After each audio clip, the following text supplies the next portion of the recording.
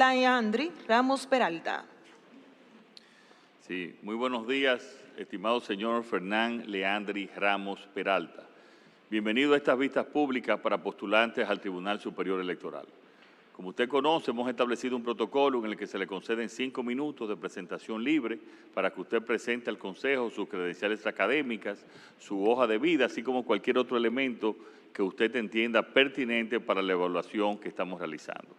Concluida esta parte, los miembros del Consejo le harán preguntas por un espacio que no supere los 15 minutos. Tiene usted la palabra y le deseamos la mejor de la suerte. Muchas gracias. Muy buenos días, excelentísimo señor presidente de la República y demás consejeros y consejeras que integran este órgano constitucional que es el Consejo Nacional de la Magistratura. Mi nombre es Fernán Leandri Ramos Peralta, nací en Puerto Plata. En el año 2002 egresé con honores de la carrera de Derecho. Me gradué en la Pontificia Universidad Católica Madre y Maestra, recinto Santo Tomás de Aquino, en esta ciudad de Santo Domingo.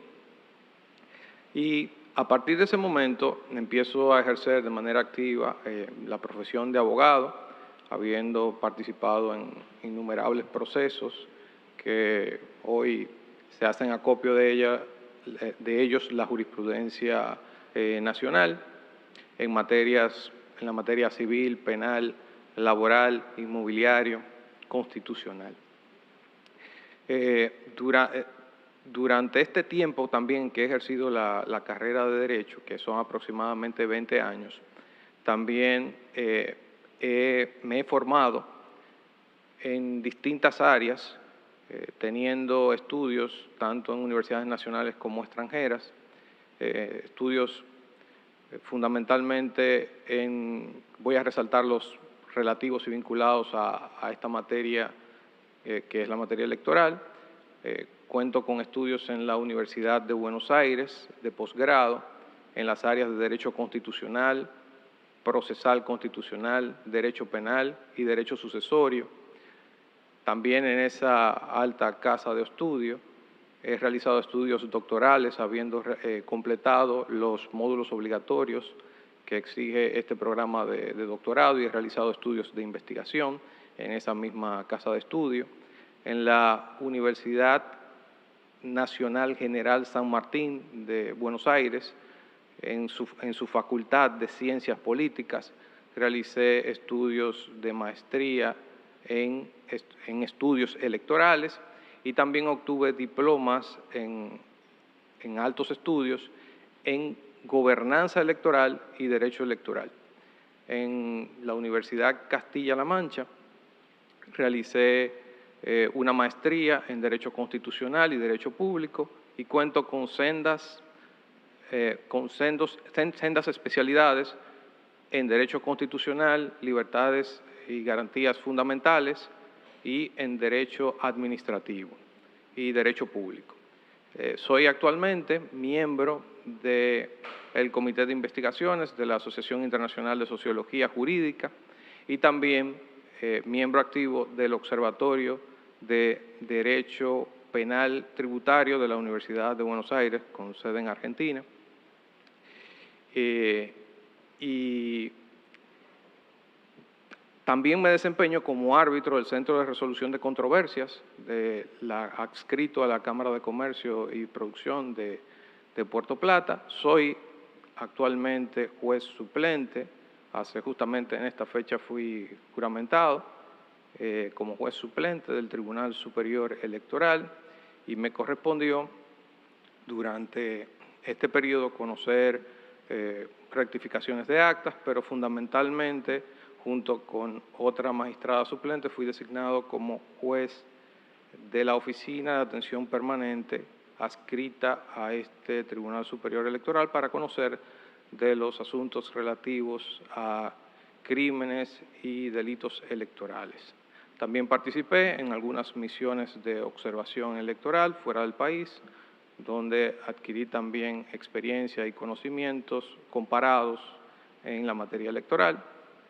Y finalmente, quiero reiterar mi compromiso con la democracia y con el sistema de partidos políticos, de la República Dominicana, pero sobre todo asumiendo, como siempre lo ha asumido desde cuando participaba como miembro de los colegios electorales, ese compromiso de ciudadanizar, es decir, de hacer más ciudadanos, que creo que es el principal reto que tiene la democracia, y disminuir sobre todo la brecha que existe entre los administradores de justicia y la ciudadanía. Quedo a su disposición para cualquier pregunta que tengan. Tiene la palabra el consejero senador Bauta Rojas.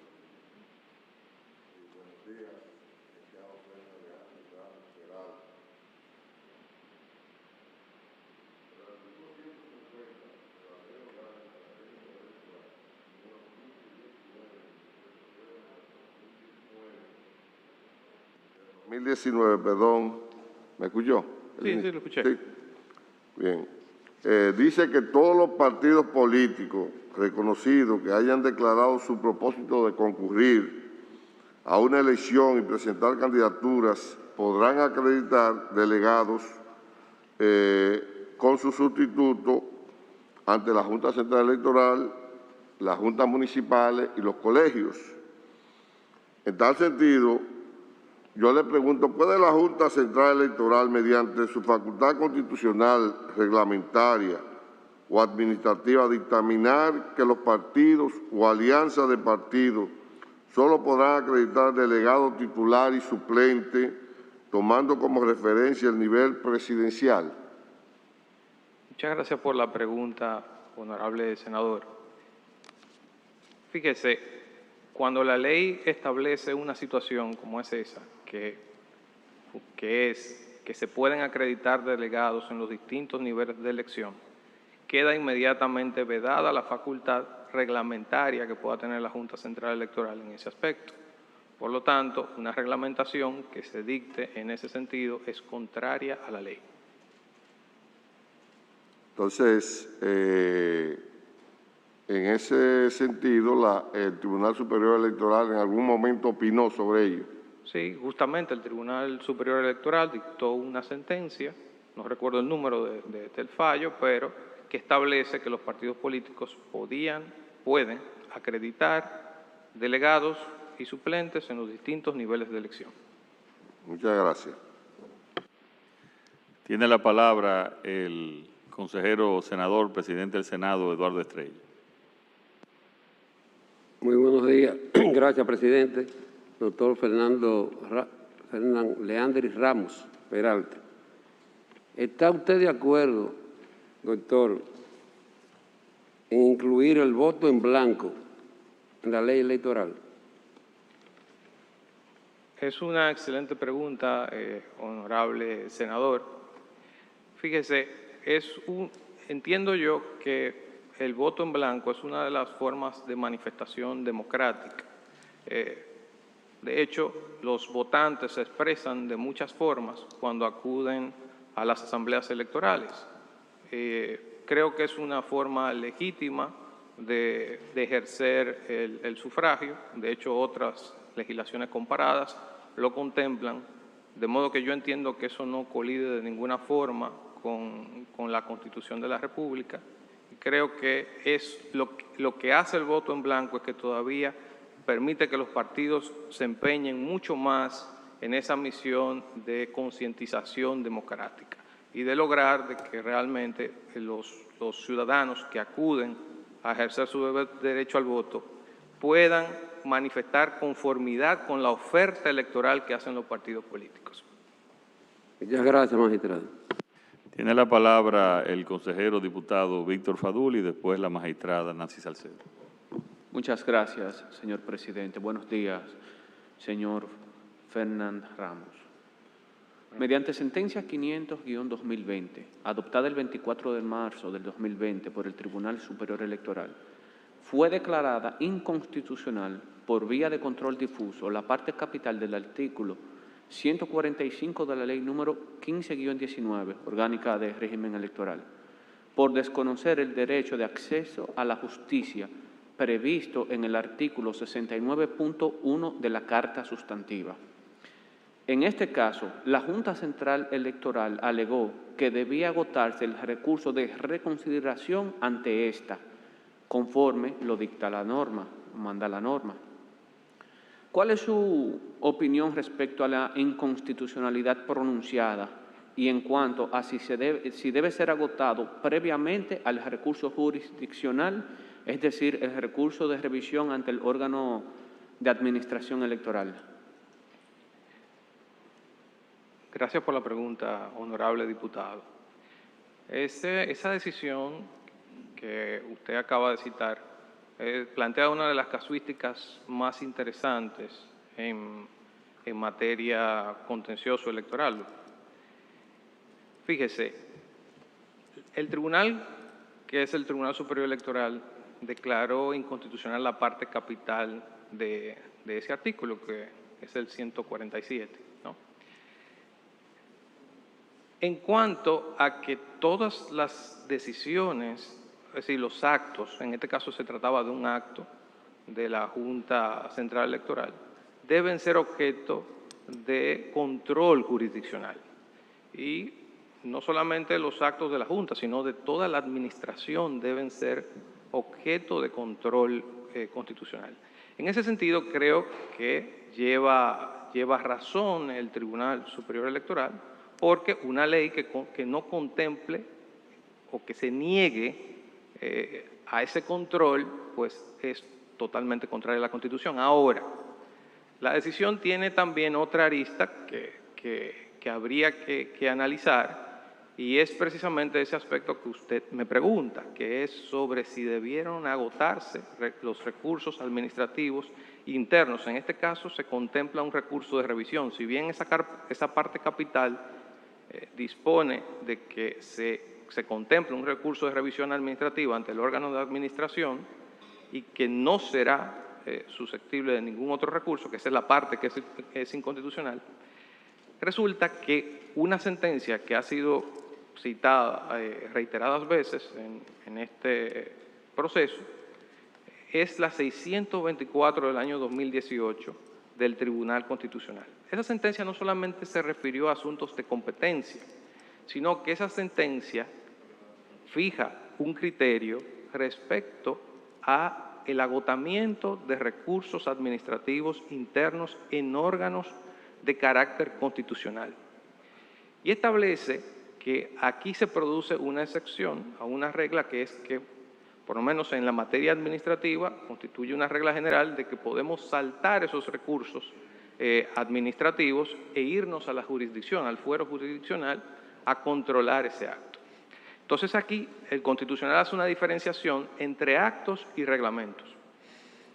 Respecto de los actos, de los reglamentos, establece la Junta Central Electoral, el Tribunal Constitucional, que se puede acudir directamente, porque al tratarse de una norma se puede acudir directamente al control jurisdiccional. Ahora, en el caso específico de órganos constitucionales, reitero, como es la Junta Central Electoral, deben agotarse los recursos internos. Por lo tanto, la sentencia contiene esa deficiencia, si bien tiene razón el Tribunal Constitucional de que es el Tribunal Superior Electoral de que es inconstitucional la norma, debió remitir, y la Junta de hecho planteó en esa ocasión, como en otros casos, porque ese fue el primer caso, vamos a decir, sonado en la prensa de esa categoría, pero planteó de que debían agotarse los recursos internos.